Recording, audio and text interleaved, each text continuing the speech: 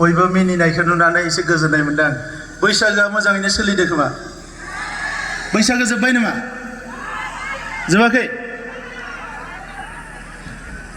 बयबो बुं आंजों, नरेन्द्र मोदी जिन्दाबाद, नरेन्द्र मोदी जिन्दाबाद, डक्टर हिमन्त बिश्व शर्मा जिन्दाबाद, डक्टर हिमन्त बिश्व शर्मा जिन्दाबाद, जयंत बसुमतारी जिन्दाबाद, जयंत बसुमतारी जिन्दाबाद।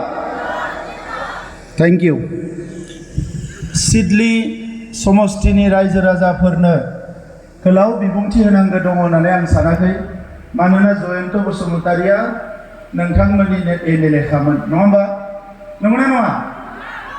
थांनाय खनसेयाव नोंथांमोना भोट होखाबाय। आमार सिडली समष्टि रायजे इमान फूर्ति माने जयंत बसुमतारी डाঙरिया আগত আপোনালোকৰ বিধায়ক আছে, এতিয়া এমপি হ'বলৈ গৈ আছে। ভাল পাইছেনে নাই আপোনালোকে? ভাল পাইছে? আমাৰ মাজত আজি উপস্থিত আছে আমাৰ সকলোৰে নেতা, অসমৰ এজন সদায় আমাৰ শুভচিন্তক, বৰ্তমান অসমৰ উপাধ্যক্ষ ডক্টৰ নমল মমিন ডাঙৰীয়া। ইয়াত উপস্থিত আছে মোৰ বন্ধু আৰু ভাইৰ নিচিনা ত্ৰিপুৰানী কেবিনেট মিনিষ্টাৰ শুক্ৰাচৰণ নোৱাটিয়া। ইয়াত উপস্থিত আছে আমাৰ মাইনৰিটি সেলৰ কেন্দ্ৰীয় সভাপতি ইছুবালী ডাঙৰীয়া, আমাৰ জিলা প্ৰেসিডেন্ট নিৰ্মল কুমাৰ ব্ৰহ্ম ডাঙৰীয়া প্ৰমুখে। ইয়াত উপস্থিত আছে আমাৰ ইএম দাউবাই সাবৰ ডাঙৰীয়া, ইনচাৰ্জ ফুকন লাহৰী ডাঙৰীয়া, আৰু ইয়াত উপস্থিত হোৱা আমাৰ ব্লক কমিটিৰ বিষয়ববীয়াসকল, আৰু ইয়াত উপস্থিত থকা আমাৰ UPPL আৰু বিজেপিৰ কৰ্মকৰ্তা বিষয়ববীয়াসকল, নিসীমা অঞ্চলৰ মানগৰাং আই আফা ৰাইজৰ নोंथांमोन, আই মাতৃসকল, দাদা বাইদেউসকল, ভাই ভনীসকল, মই সকলোলৈ নমস্কাৰ জনাইছোঁ, মই সকলোলৈ শ্ৰদ্ধা জনাইছোঁ। आं बयनिसिमबो बे समाव खुलुमनाय आरो सिबिनायखौ बावहरबाय। इतिमध्ये आमार डक्टर ममिन डाঙৰীয়াই खूब सुंदरকৈ छुटीকৈ আপোনালোকৰ আগত চৰকাৰৰ চিন্তাধাৰা, UPPL বিজেপিৰ চিন্তাধাৰা, প্ৰধানমন্ত্ৰী নৰেন্দ্ৰ মোদী ডাঙৰীয়াৰ চিন্তাধাৰা, অসমৰ মুখ্যমন্ত্ৰী ডাঙৰীয়াৰ চিন্তাধাৰা আৰু গোটেই আঁচনিৰ কথা আপোনালোকক সংক্ষিপ্তত কৈ গ'ল। এই সময়ত মই আপোনালোক সকলোলৈ এই কথাকে ক'ব বিচাৰিছোঁ যে আজি ভাল দিন আহিছে। আহিছেনে নাই ভাল দিন? দাদাসকল, ভাল দিন আহিছেনে নাই? दिनै मोजां सान फैदों।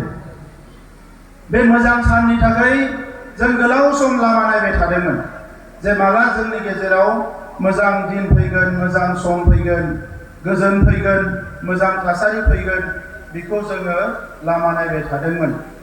दा दिनै लामा नायैनो जोंनि भारतनि प्रधानमन्त्री नरेन्द्र मोदी बिथाङा जेला भारतनि प्रधानमन्त्री जाबाय, अब्ला जोंनि गेजेराव गोजोन साना फैबाय।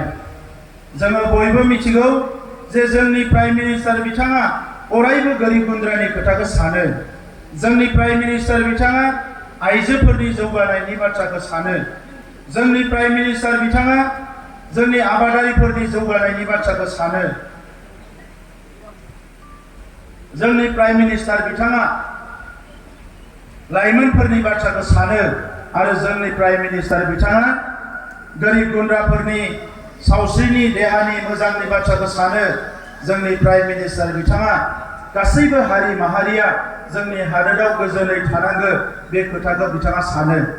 आरो बिनि थाखायनो दिनै सारा भारत नाङैनो मोनसे गोजोन थासारि फैदों। मोनसे समाव जोंनि ओनसोलावबो NDP खौ नागिरनानै आर्मी पुलिस फैयोमोन।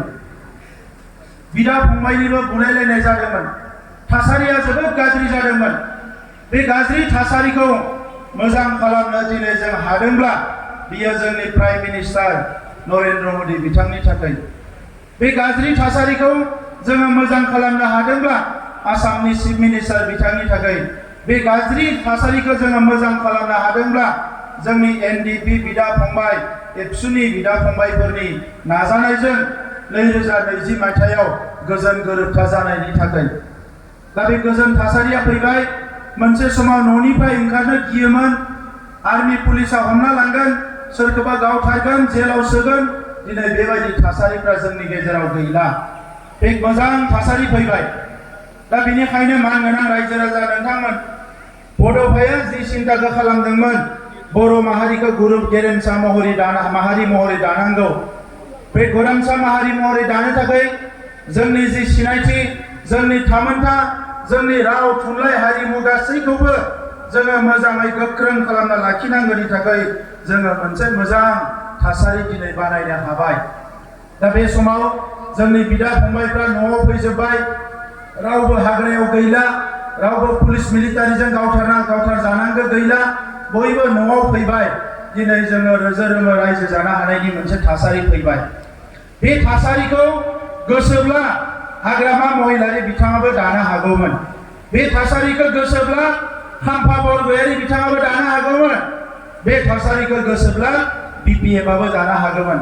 मानोना मोनसे समाव बिपिएफनि 17 बोसोर सरकार दङमोन आरो बै समाव दिल्लीयावबो कंग्रेस, दिसपुरावबो कंग्रेस आरो बिटिसिआव बिपिएफनि सरकार, बिथांमोना जयै सरकार सामलायदोंमोन। नाथाय बिथांमोना गोजोन थासारि दानायनि बाथ्राखौ सानाखैमोन। बिथांमोना बिदा फंबाया जे न'आव फैफिननांगौ, गावनि बिदा फंबाय बिमा बिफाजों रायजो जानांगौ, बे बाथ्राफोरखौ सानाखैमोन। जायनि थाखाय बिथांमोना बे जेंनाफोरखौ सुस्रांनायनि थाखाय खुनु रोखोमनि दायित्व लायाखिसै।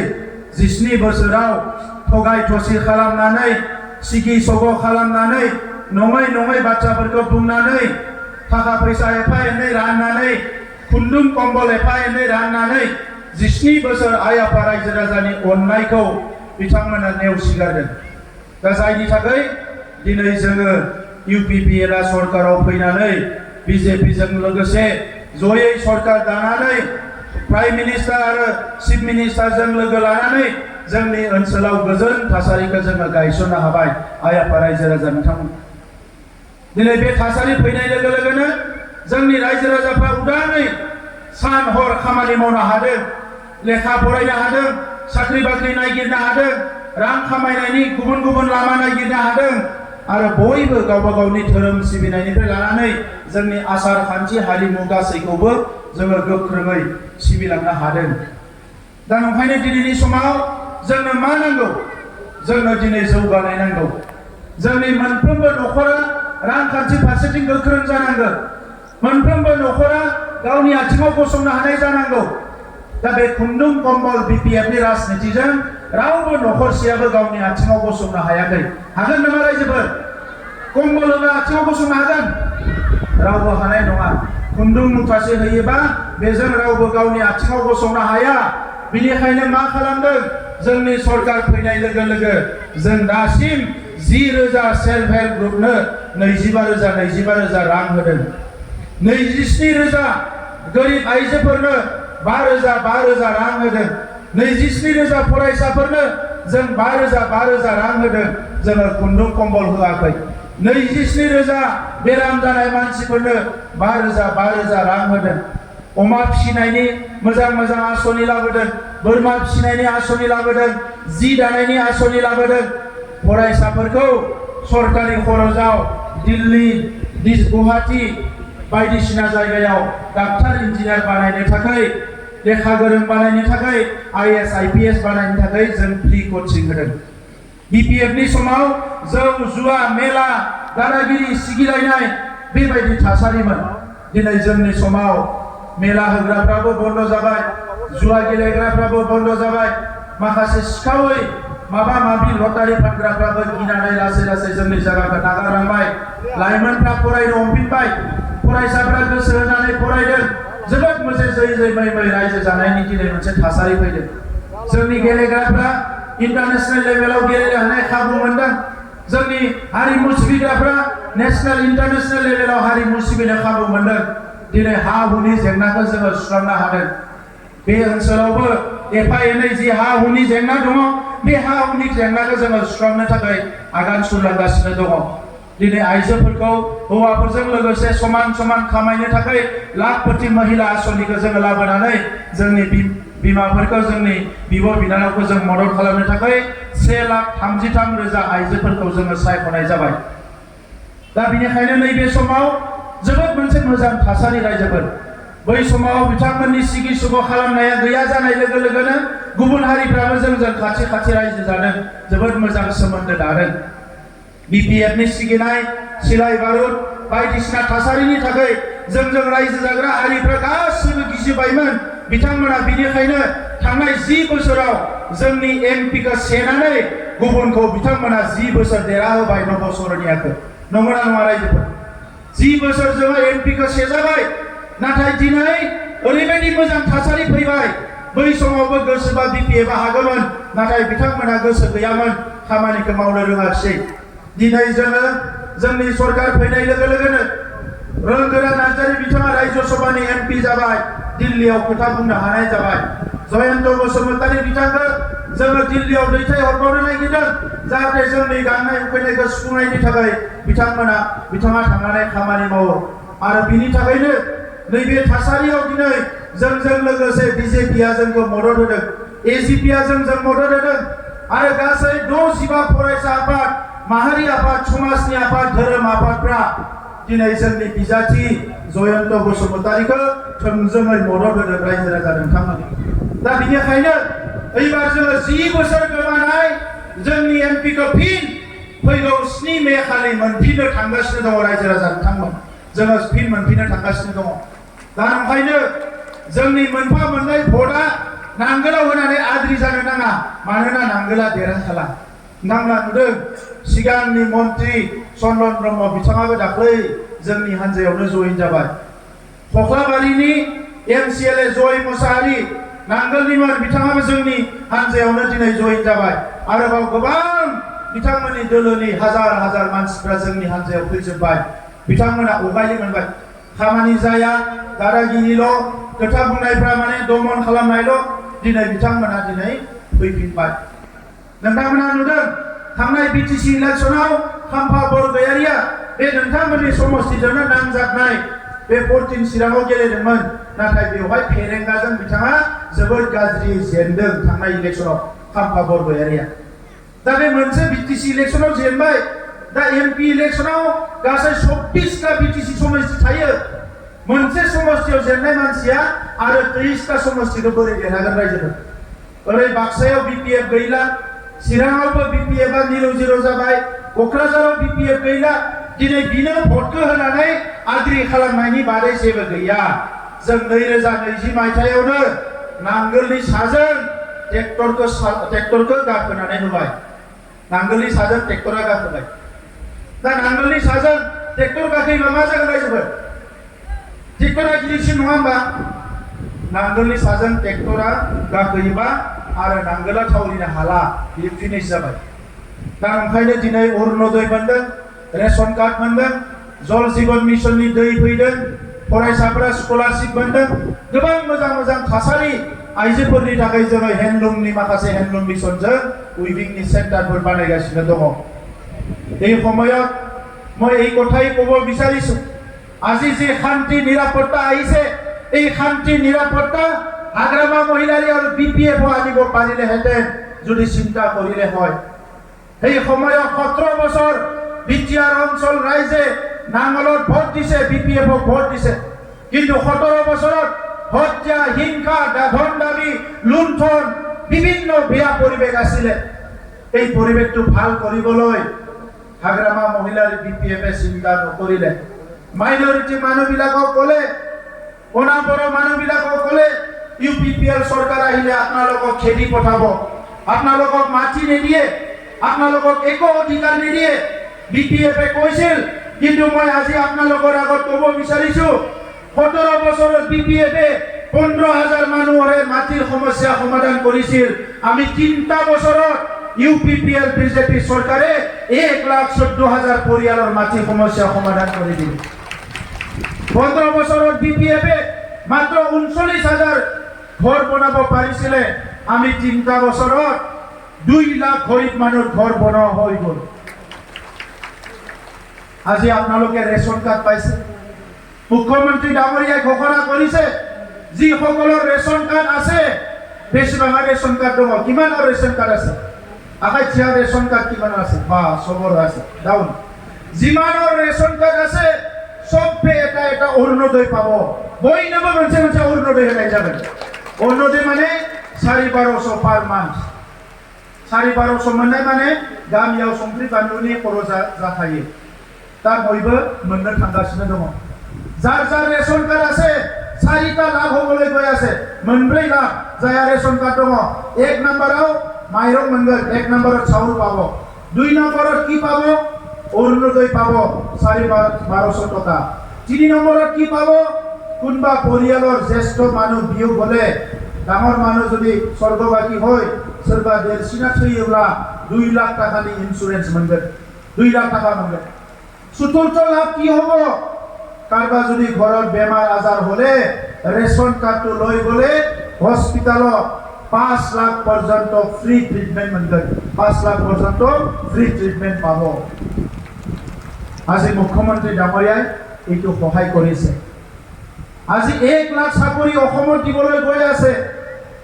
হৈ গ'ল। আৰু 50,000 চাকৰি অসমত দিবলৈ গৈ আছে। 18 পইচাও ঘুষ দিব নালাগে। বিটিআৰত বিটিচিত হাগ্ৰামা মহিলাৰ চৰকাৰ থকা সময়ত 3rd গ্ৰেড 4th গ্ৰেড চাকৰি বিলাকতো লাখ লাখ ঘুষ দিব লগা হৈছিল। আমাৰ চৰকাৰ আহাৰ পিছত এতিয়ালৈকে আমি 6,000 চাকৰি দিলো, 18 পইচাও ঘুষ দিব লগা হোৱা নাই, কোনো 4.5 পইচাও ঘুষ দিব লগা হোৱা নাই। এইটো হ'ল ইউপিপিএল বিজেপিৰ চৰকাৰ। আৰু এই 3 মাহৰ ভিতৰত আৰু 7,000 চাকৰি হ'ব। মই সকলোকে অনুৰোধ কৰিছো, आं बयखौबो खावलायदों, नोंथांमोना जाय जायनि नखराव साख्रि मोननो जोंहा फरायसुला फरायसुलि फंबाय बिनानावमोन दङ, लाइमोनफोर, रावबो घुस होनायनि थाखाय साननो नाङा। जों घुस होनो हानाय नङा होननानै मोनसेल' बाथ्रा सान, जे नखरनि थासारिखौ मोजां लाखि, फरायनो हो आरो इन्टारभिउ पास खालामबानो लोगो लोगो साकरि 18 পইচাও ঘুস নাङা। যাৰ যাৰ ঘৰত চাকৰি কৰিব পাৰা যুৱ যুৱতী আছে, ল'ৰা ছোৱালী আছে, অসমতো 50,000 চাকৰি পাবয়ে। আমাৰ ইয়াতো অহা 3 মাহত 7,000 চাকৰি পাব। কোনো এটা মানুহে ঘুষ দিব নালাগে, খালি ল'ৰা ছোৱালী ভালকে পঢ়িব দিলে হ'ল। ইন্টাৰভিউ পাছ কৰ, লগে লগে এপইন্টমেন্ট ল, 18 পইচাও ঘুষ দিব নালাগে। এইটো হ'ল আমাৰ চৰকাৰ। এইকাৰণে বিপিএফৰ কুটা কম্বল লৈ পেলাই ভয় ভাবুকি ধমকি মানুহবিলাকে ভোট দিছিলে। যোৱা 3টা বছৰত আমি আপোনালোকক হাত জোৰ কৰি ভোট বিচাৰিছো। আজিও হাত জোৰ কৰি ভোট বিচাৰিছো। বিপিএফে দাদাগিৰি কৰে, ধমকি দিয়ে, খানা খুৱাই, বিভিন্ন মানুহবিলাকক ভয় খুৱাই পেলাই ভোট লয়। আমি কিন্তু আপোনালোকক নমস্কাৰ কৰিছো, শ্ৰদ্ধা কৰিছো, মৰম দিছো, বিশ্বাস দিছো আৰু কাম কৰিছো। এইকাৰণে শ্ৰদ্ধা ৰাইজ, এই ভাল দিনটো ধৰি ৰাখিব লাগিব। এই ভাল দিনটো ধৰি ৰাখিব লাগিব। আজি গোৰ্খাসকলৰ মাটিৰ সমস্যা সমাধান হ'বলৈ গৈ আছে। আদিবাসীসকলৰ মাটিৰ সমস্যা সমাধান হ'বলৈ গৈ আছে। মাইনৰিটিসকলৰ মাটিৰ সমস্যা সমাধান হ'বলৈ গৈ আছে। সবে অৰুণোদয়, ৰেচন কাৰ্ড, গাঁৱে গাঁৱে ভাল পানী পাবলৈ গৈ আছে। 17টা বছৰত বিপিএফে এখনো স্কুল চোৱা নাছিলে। আমি 2টা বছৰ কাম কৰি প্ৰায় 400-500খন স্কুল ঠিক কৰিলো। 100খন মডেল স্কুল বনালো। আমি হস্পিটাল 500খন ঠিক কৰিলো। মাত্ৰ 2টা বছৰ ভালকে কাম কৰিব পাৰিছো। অৰ্থনীতি উন্নয়নৰ কাৰণে মহিলা সেলফ হেল্প গ্ৰুপক 25,000 কোটি টকা দিয়াৰ লগতে এতিয়া আমি 18,000 পৰিয়ালক অগৰু গছ ৰোৱাৰ কাৰণে সাহায্য দিছো। 420টা ভিচিডিচি আছে। 420টা ভিচিডিচিটো নলেজ সেন্টাৰ বনাইছো। 40টা সমষ্টিত একেবাৰতে 40টা অডিটৰিয়াম নিৰ্মাণ কৰি আছো। 40টা সমষ্টিত প্ৰত্যেকটা সমষ্টিত এটা এটা ষ্টেডিয়াম বনাবলৈ গৈ আছো। বিভিন্ন জাতি জনগোষ্ঠী ধৰ্মৰ বিভিন্ন লোক আছে। নিজৰ নিজৰ ভাষাৰ সিনেমাবিলাক দেখাবৰ কাৰণে আমি 7খন সিনেমা হল বনাই আছো। বড়ো সিনেমা, নেপালী সিনেমা, সান্থালী সিনেমা, বিভিন্ন সিনেমা কালচাৰেল প্ৰগ্ৰামবিলাক কৰিব পাৰিব। তো এই কাৰণে এই পৰিৱেশটো আজি আপোনালোকে পাইছে। যদি নাঙলৰ চৰকাৰ থাকিলেহেঁতেন, হাগ্ৰামা মহিলাৰ লিডাৰ হ'লহেঁতেন, আজিও এই পৰিৱেশ নাহিলেহেঁতেন। ৰাইজ মই ভালকে জানো। যোৱা 20-25 বছৰ এই অঞ্চলত মই কাম কৰিছোঁ। নিচিমা আমটেকা এই অঞ্চলত মটৰচাইকেল লৈ আহিছোঁ, চাইকেল লৈ আহিছোঁ, গাড়ী লৈ আহিছোঁ, বহুত মেল মিটিং কৰিছোঁ। আগতে ভয়কে আহিব লগা আছিলে PPFৰ দিনত। আজি চবে একদম খোলা মনেৰে আহিছে। এইকাৰণে দীঘলীয়া কথা নকম, জয়ন্ত বসুমতাৰীক চবে চিনি পায়। আপোনালোকৰে বিধায়ক, যোৱাবাৰো আপোনালোকে বহুত ভোট দি জয়ন্ত বসুমতাৰীক জিকাইছে আৰু জয়ন্ত বসুমতাৰী জিকি যায় দিল্লীত আপোনালোকৰ ডাঙৰ ডাঙৰ দলং, ডাঙৰ ডাঙৰ ৰাস্তা, এই অঞ্চলৰ বিভিন্ন সমস্যা এইবিলাক সমাধান কৰাৰ কাৰণে তেখেতে কাম কৰিব। মই আজি ক'বলৈ বিচাৰিছোঁ, আমাৰ ধৰ্মীয় অনুষ্ঠানবিলাকতো কিছুমান বাথৌ থানচালি, গীৰ্জা, বিভিন্ন ধৰ্মৰ লোক আছে, মন্দিৰ, সকলোৰে ধৰ্ম অনুষ্ঠানবিলাকত আমি 2 লাখ টকা দিয়া আৰম্ভ কৰিছোঁ। সব ধৰ্মই এইটো পাই যাব, সকলোৱে এইটো পাই যাব। নিচিমা সমষ্টিত কিমান ভোট আছে? 58, 58টা ভোট আছে। 58টা পলিং চেণ্টাৰত 58 ভোটত অহা 1 বছৰত 58খন रास्ता निर्माण करा होबो। 22टा लामा बानायनाय जागोन फैगोन बोसोरसेयाव। मोनफ्रोमबो पलिं बुथाव मोनसे लामा। अरुणोदयनि फर्मखौ मोनबायना मोनाखै नोंथांमोना दा गोदानै? अरुणोदय फर्म पाइसेना नाय? प्रेसिडेन्ट मोनाखै होनदों। सोर मोनाखै आखाइ थिखां।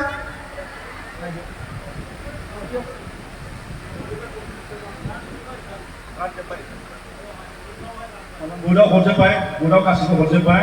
अन्नानै बुथनि प्रेसिडेन्ट सेक्रेटारिजों नाजावबायदो। बुदाव गासिबो फर्म हरजोब्बाय।